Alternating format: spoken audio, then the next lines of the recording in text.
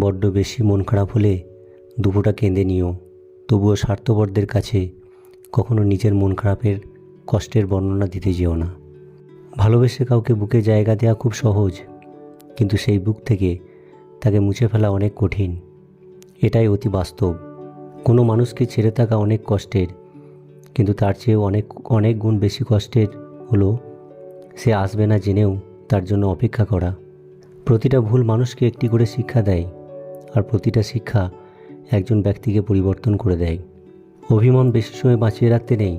বহু বছর পর অভিমান ভাঙলে গিয়ে দেখবে যার সাথে অভিমান সে আর নেই, হয়তো দূরে কোথাও হারিয়ে গেছে, আর তখন সরি বলার সুযোগটুকুও হারিয়ে যাবে।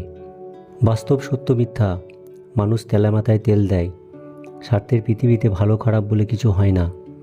তুমি যার মন রাখতে পারবে তার কাছে ভালো, আর যার মন রাখতে পারবে না তার কাছে খারাপ। যার অর্থ আছে তার পাশে সবাই আছে, যার অর্থ নেই তার পাশে কেউ নেই। এটাই বাস্তব। বয়স বাড়বার সাথে সাথে জীবনে শুধুমাত্র টাকার দরকারে খোঁজ খবর নেওয়া লোকের সংখ্যাও বাড়তে থাকে। কিছু মানুষ আছে যারা কোনো অপরাধ না করেও অন্যের কাছে সবসময় দোষী হয়ে থাকে। কাক কালো, কেউ তাকে ভালোবাসে না, এমনকি খাঁচায় আবদ্ধ করে পুষতেও চায় না।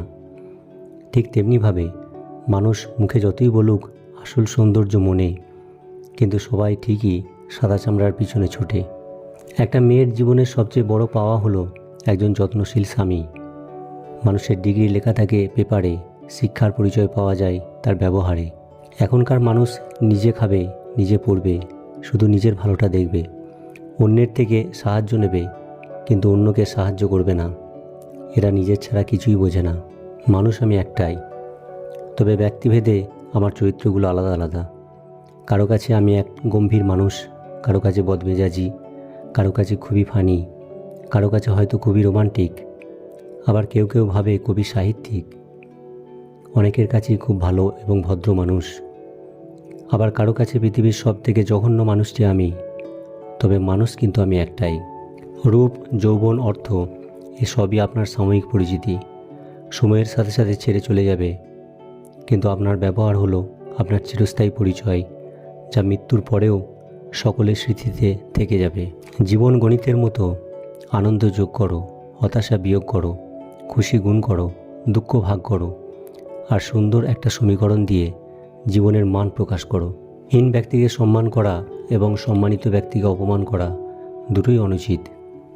ভবিষ্যতে স্বীকৃতি দিতে পারলে তবেই সম্পর্কে জড়িও, নয়তো তোমার দুদিনের টাইম পাস একজন হাসি খুশি মানুষকেও জীবন্ত লাশ বানিয়ে দেয়। অনেক প্রিয় মানুষ এমনভাবে মন থেকে উঠে যায় যে পরবর্তীতে তাদের কথা মনে পড়লেও বিরক্ত লাগে। যদি কেউ কোনো দিন তোমায় ছোট করতে চায়, ভেবে নিও তুমি তাদের চেয়ে অনেক উপরে আছো। কখনো কাউকে আপন ভেবে মনের কথা খুলে বলবে না। কি জানেন তো, সেই মানুষটা আপনাকে আপনার কথা দিয়ে আঘাত করবে একটা সময়। মানুষের নিজের বলতে কি আছে? জন্ম অন্যজনের দান, নাম অন্যজনের দান, শিক্ষা অন্যজনের দান, রোজগার অন্যজনের পয়সা। শেষ যাত্রায় অন্য কেউ নিয়ে যাবে। তবে এত কিসের অহংকার?